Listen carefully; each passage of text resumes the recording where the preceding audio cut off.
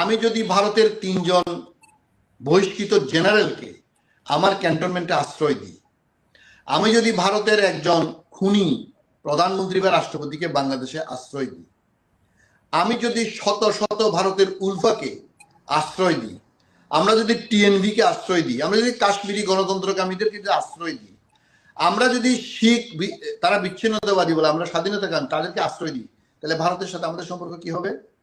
What could be the answer from India?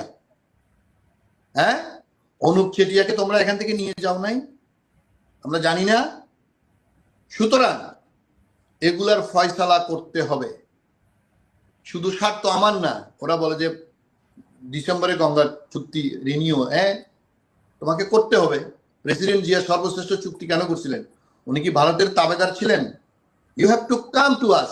আমার যেমন স্বার্থ আছে তোমারও স্বার্থ আছে, নেবরের সাথে নেবরের স্বার্থ থাকবে।